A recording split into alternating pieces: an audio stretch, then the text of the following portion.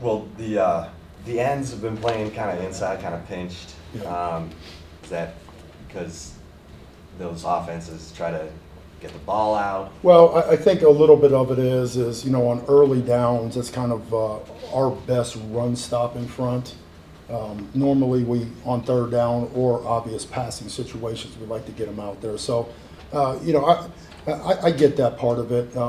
You'll probably see a little bit more with those guys working the edges, especially on third down. But we've got to increase our sack totals, and I get it. Sometimes it's very difficult to work yourself outside of tackles. So it's duly noted into my mind and our staff's mind. That's what I was going to ask you. Just 1 sack and 2 hurries, at least according to the stats. Yeah. So far, what do you think of that? Yeah, it's obviously not great, but I think there's some schematics to it also. So I'm not going to sit there and say that Breckenhager and Charles and Menahue aren't working their tails off, because they are. I think I can help them a lot too. So, like I said before, and you guys see the same film that we see, and we're going to try to crank those guys up a little bit more. Coach, go ahead. Let's go, Brian. What? I was going to say, what do you remember about Gary Johnson in this USC game last year, especially in the goal line? Well, it was a heck of a play by him, but also if you watch the video, Malcolm Roach does a really great job of really collapsing that down. Here's the one thing I remember about that game, because we were kind of on the ropes last year too, and we came off of San Jose and nobody really knew what we had. But I remember them going into that atmosphere, and I watched Malik Jefferson buzzing around, and I was like, I think the one thing about this team is they like those environments and the big game environments. So, they played well. The one thing that we did a really good job, we had a whole bunch of fourth down stops, which we got to get better at. We're 2 out of 6 this year, which to me are turnovers. And then when you're not getting the ball, we actually got 2 this week, but those count as turnovers. And I think they were 0 for 3 last year to go along with. I think Deshaun had 2 picks, so that's 5 total, and that kept us in the ball game. The biggest thing that we got to improve on, in my opinion, right now is solidifying our run game. That's where we're not where I believe we need to be. So that has to be addressed, because if people can just run the football on you, like you said before about some of the inside the tackle stuff, it's I don't want us to bleed out either. So we have to solidify stopping the run. And then once we know, it's an obvious passing situation where we can take somebody in 2nd 9, 2nd and 10, then we can do more stuff to get to the quarterback. But the thing about, I don't want to overstate one play of an entire season, but that goal line stand was the first major positive thing that happened in the first, 2+ games, and that's when the defense really took off. Yeah, like I said beforehand, it's. I can't wait. I think we all, the whole team is so excited to see. Chris has done such a great job. I mean, you walk down and see the fans just in the last game, and now kind of multiply that thing with the electricity that's going to be out there. I think it's going to be a really special night. I do, and I think our kids will get a sense of that. And we just got to play better, and we have to learn. The biggest part of last week's game was, there was a lot of things. There was goal line stand, there was missed field goals, there was, fumbles that we got off the field on, a blocked punt that we got off the field on, and then we kind of fell asleep in the last 8 minutes. And we have to play, in my opinion, we have to play when the game's on the line defense. That's where we got to cut it loose. And so we started that in practice. Herm did a really good job. He put us out on Tuesday and said, hey, put the ball down. It's 4th and 4, it's 4th and 3, 4th and 2, and let's go to war versus each other and put us in these pressure situations. I think we just, our guys just have to learn to rise to that occasion, when everything's on the line, and don't be afraid to fail. Just cut it loose, trust your training, and just go. Coach, you talked about solidifying certain areas. Yeah. Tulsa had 2 drop touchdown passes. Yeah. Maryland game, you also had that freshman that got behind you a couple of times. Or the success, do you feel like there are guys who are getting behind the secondary a little bit too much for you? A little bit. I think some of it goes into technique, and I think some of it goes into youthfulness, to be honest with you. So is it a major concern? A little bit. When I see balls getting thrown and they're through guys' hands, absolutely. I feel the same way that you guys feel. But that to me is just practice habits and technique. So the only way we can get better at that stuff is to go against who I believe we have some really dynamic receivers and to get our younger guys matched up versus those guys and just get better technically. Obviously, no Ronald Jones this year, but they got kind of multiple guys Yeah. that can do a little bit of everything. What have you seen out of their Yeah, I backfield? just think it's like just reload. I mean, that place, I mean, you can think through like the last 15, 20 years and just every tailback, every quarterback, every skill guy. I mean, we've got a couple, the kids out in California that, I mean, it's just dynamic football out there at the high school level, and they're getting the best of the best out there. So every year is going to be a challenge with the tailbacks, and I don't see anything different. I mean, you saw what Ronald did with us on the last play of the half. I mean, he ran a circle around our whole team, and the kids that are behind him are very similar to him. The QB, I mean, he throws, some of the balls that he throws are better than Sam Arnold did. I mean, as a puppy. I mean, he throws a ball and it's got like a tail of smoke coming off of it. I mean, he's going to be a special player. Are you guys preparing that you expect him to be the guy? We do, and like we said, we'll always study the backups, and we'll always go into the game prepared for both. But we expect him to be out there. I know he was out for a stretch, but we expect to see him. So what do you do when there's no film on him, really? Well, there's some At this level, I should say. Well, you watch and you try to project, and you just watch his mannerisms, and I say to myself, like, he's as wily as Sam was when he was a pup. I said he throws some of the field side outcuts that he throws are actually in some sense a little bit better, and he just being a little bit green. But I mean, golly, he's, what is he, 18 years old, 19 years old, and to go out there and perform at the level of expectation for that program, I just think just to even be out there and do some of the stuff he's doing is pretty special. He's going to be a really, really good player. Prior to the season, you kind of made Malcolm a jack of all trades, but now that you've gotten some health back, getting some bodies back, he's been able to move to be full time. How has he progressed since he's been able to do that full time? He's good. I mean, it's like you said beforehand. I mean, somebody had to line up there, and it's and Malk is good at the line of scrimmage. He's a good pass rusher, and he is a jack of all trades. And we'll keep him there. We'll keep him there, and we'll let him bang away. And we're going to get him going a little bit too. We have to get him. He's a dynamic pass rusher. We got to get him going. What about BJ Foster? You're playing him in that Joker role and at safety. How's he grading out at? Good. I've been so impressed with him and Caden. I mean, it's so hard to learn a package, to come into a place and having 8 or 9 months, whatever it is.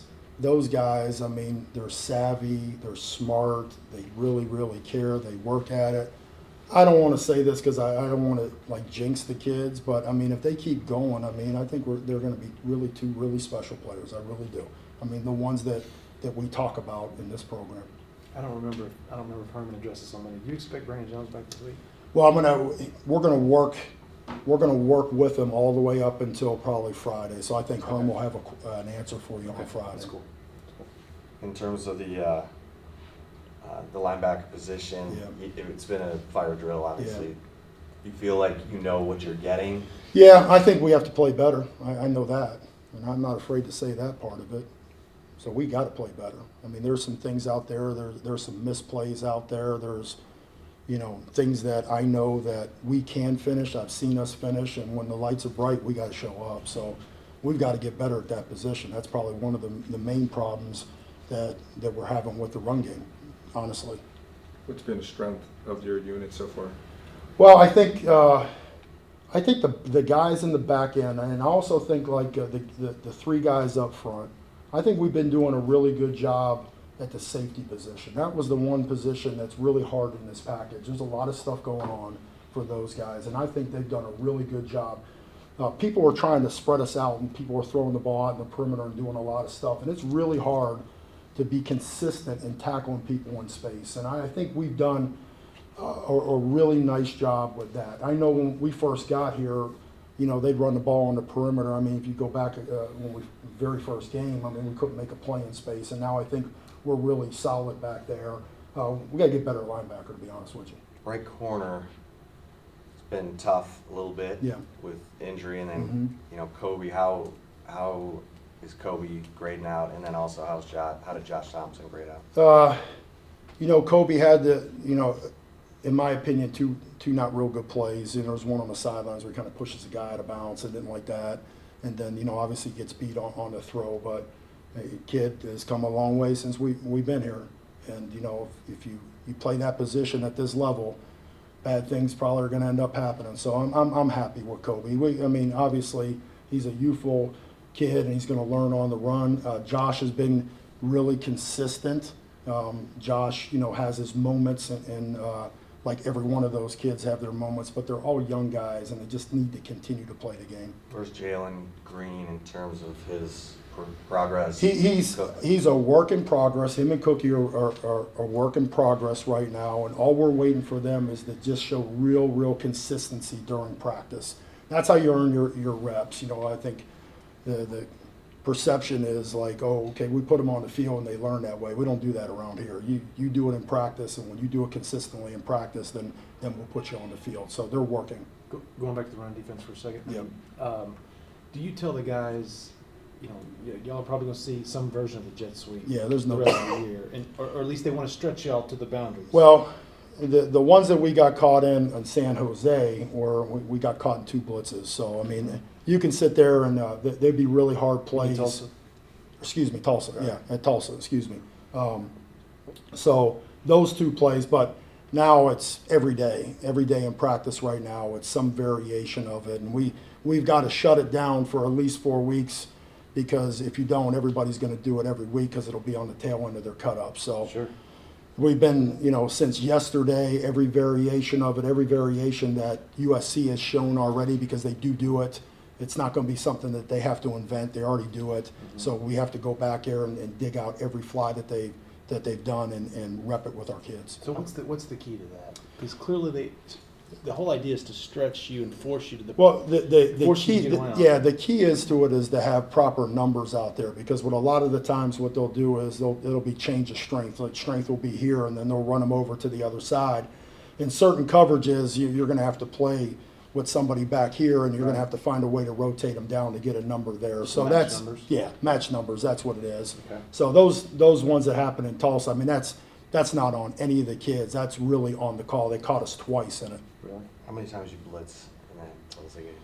Wasn't a lot. Yeah. So it was one of those That's things not like where, you. yeah, well, it was one of those things where there was a lot of max protection stuff with it, and it had probably been like running into a wall. So a lot of one-on-ones on the outside. So that's one of those things where you look at them schematically and you probably over-process a little bit and say to yourself, like, I'd rather have coverage to help these kids out, but bringing heat at a quarterback can help those kids out too.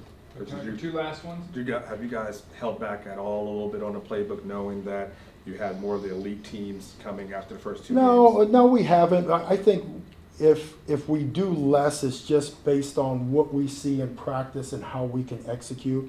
So we come into a game plan and say, okay, we have a playbook that's this thick, but if we put guys out there and they're not sure what they're doing, or we can't get lined up, or we're breaking down stuff without them earning it, then we're gonna say, hey, listen, we're gonna come in here, we're gonna do a handful of things so our guys can play fast. So it hasn't been held back stuff. It's really been make sure that we can execute the stuff that we're doing. Last one? So that USC game last year was a real over the hump moment for you all. Yeah. Wheeler had a big game in that. Yeah, in a that couple game too. plays. You remember, like, who sort of led the charge? You said Malik was buzzing. I remember, Deshaun. I thought he played really well. He had a couple picks, and he made a bunch of plays. Even like Holton. Holton showed up, and so all those guys are gone. But I thought Wheeler played well, and I thought it was the best game that, I know he's not here now, but Malik Jefferson played in the 3 years of film I watched. He was dynamic. He was like running around. He looked like a grown man out there smashing people. So I think when our kids saw a lot of the older guys that weren't kind of starstruck in that environment making plays, it kind of rallied everybody up. But we made, those 3 4th down stops really helped us. Stat-wise, it was a pretty good game from Sam. What was your assessment? I thought he played really well. Probably one of his, again, he keeps growing as a quarterback, one of his best all around. operation as far as playing the position. When you look at that box score, you see 47 rushes for 240 yards, 21 of 27 passing, but then you see only a one-score win. Yeah. How do you explain that? I don't know. It was kind of weird. We had that. I think it was the third drive or second drive of the game. We got down there and we didn't get any points and punched that one in.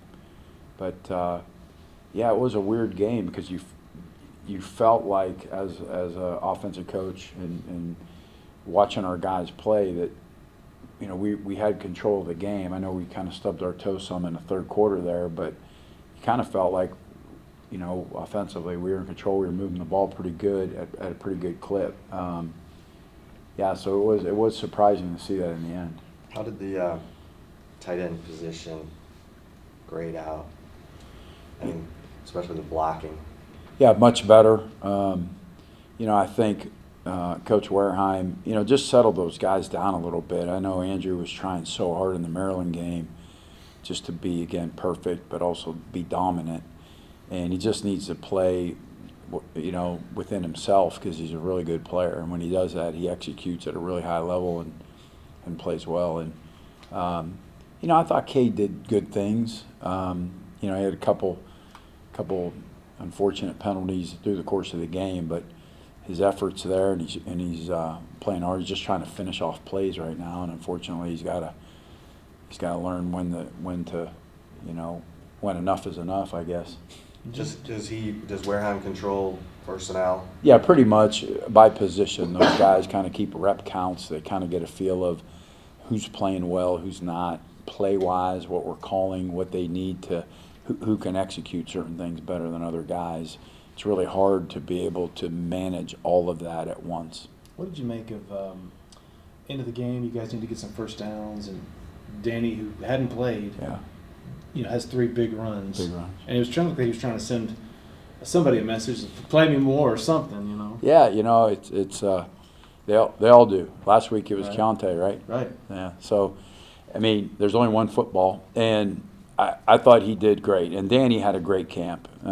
He is a great young man. He understands what his role is. He's improved dramatically, and to go in there and do what he did, boy, it lit a fire within us. And I was so happy to see him because he is such a hard worker and he's such a loyal teammate. It was great to see that. There's no question about it. I'm really happy for him, and we're going to need him. He knows that. This isn't.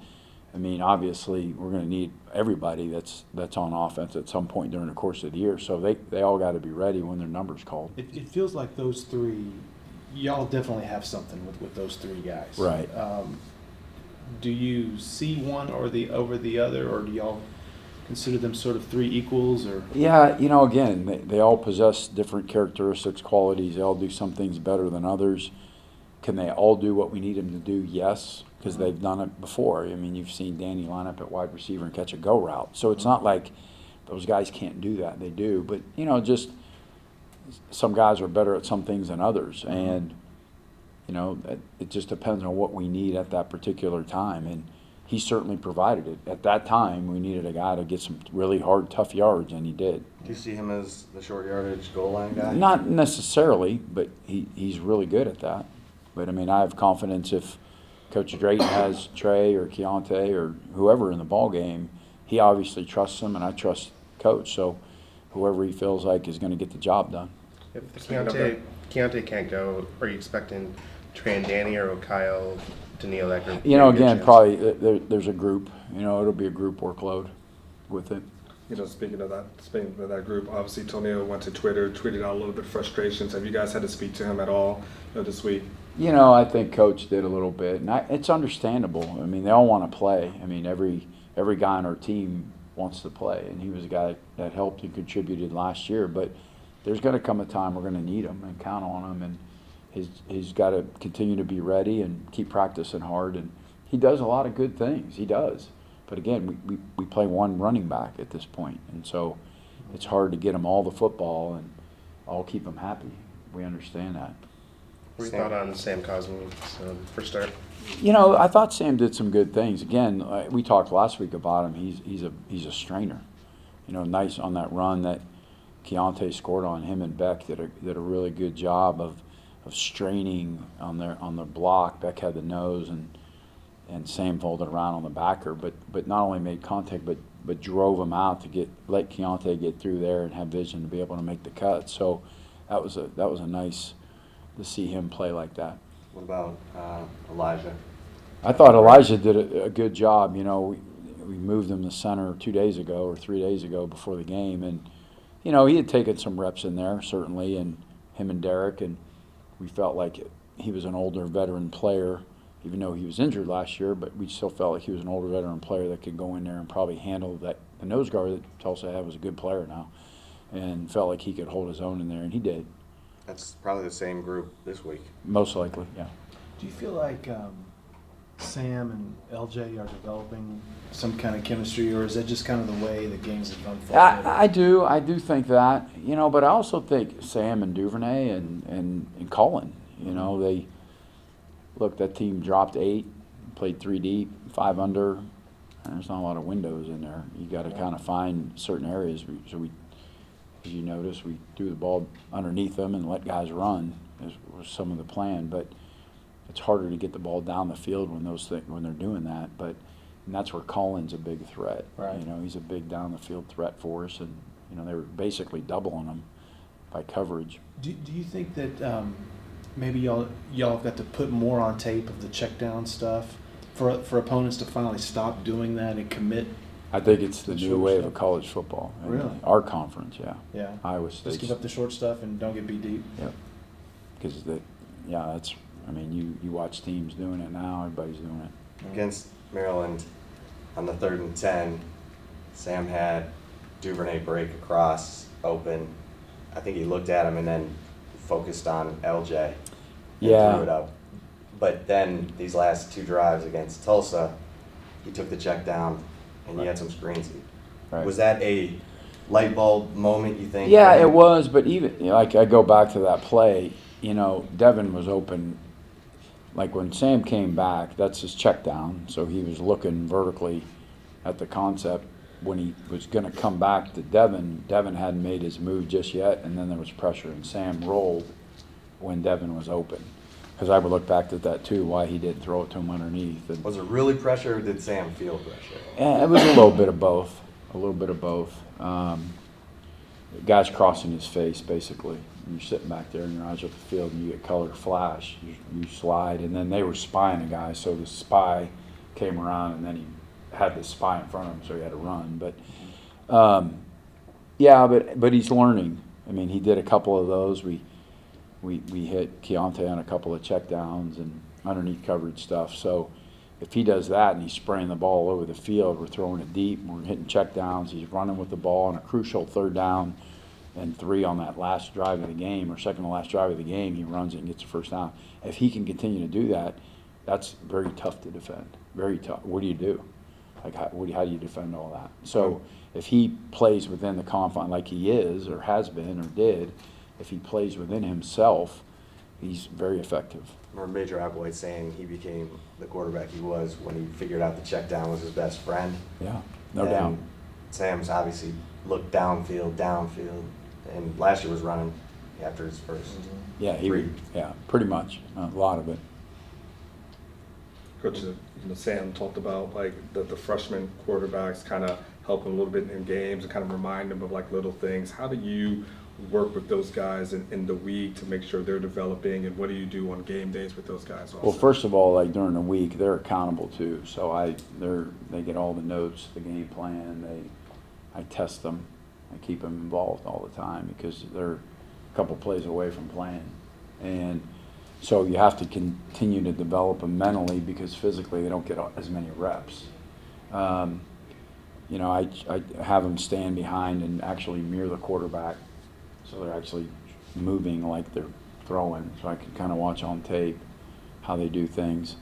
During the game day, they all have different assignments. A lot of times, I'll have them watch safeties. I'll have guys look for the mechanics of him, you know, the things that Sam needs to continue to do to be effective as a quarterback. Sometimes there's certain mechanics that he does that get him in trouble, so those guys might be involved in that. Shane's been unbelievably awesome, also helping them on the sideline. So it's a good group, and that Coach Herman talks a lot about brotherhood and stuff. In our quarterback room, that's a brotherhood. That unit, whoever's the guy, they're all cheering for him, because if he plays well, then that's a reflection of our unit, that they're doing some good things, and they take pride in that.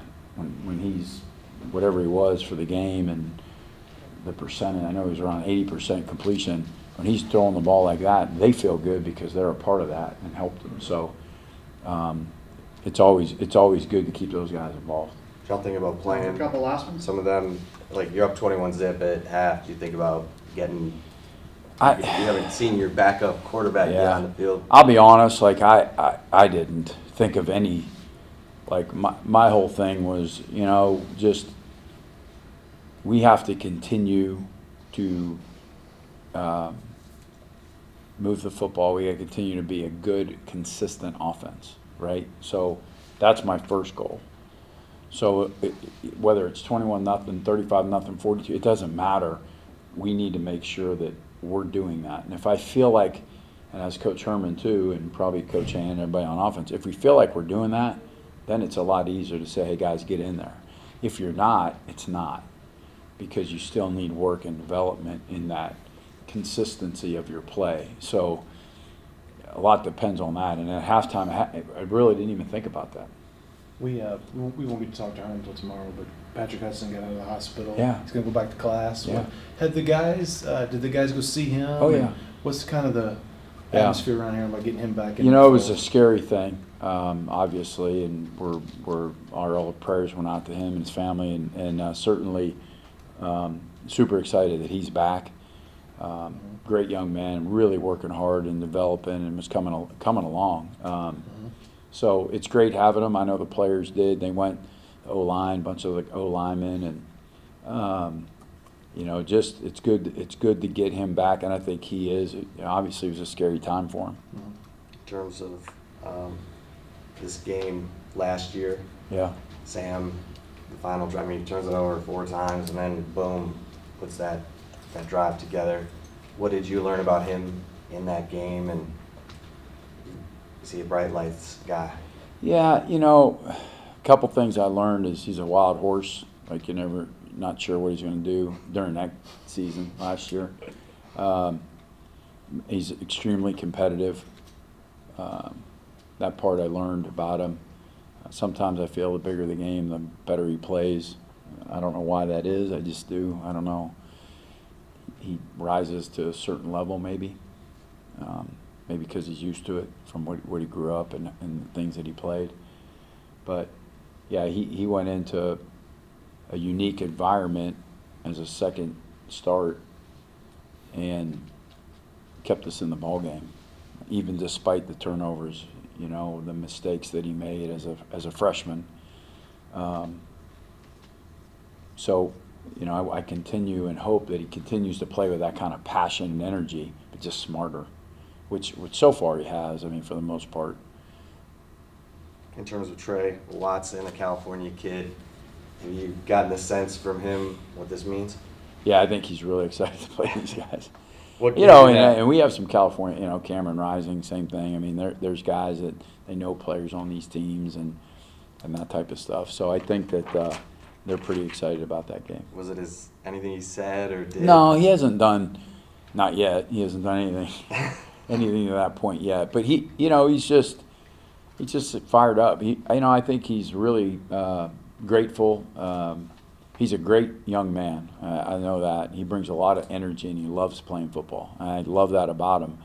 And I think that he appreciates the fact that he was able to come here, not only play, because all grad transfers want to play, but literally help us in a lot of ways, not just on the field, but even in the room, leadership-wise, his experience. That part, just like Calvin, it's beyond, hey, you filled the gap that we were missing, but you brought a lot other things that are especially that room. You had all these young players in that room, and he's provided some leadership for them. How did Kerstetter grade out at guard? He did good. He did better. I think he played a better game than he did against Maryland.